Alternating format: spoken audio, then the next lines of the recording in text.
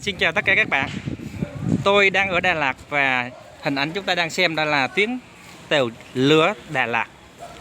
Một trong những cái công trình rất là vĩ đại của người Pháp và đang còn lưu giữ tại thành phố Đà Lạt ngàn hoa.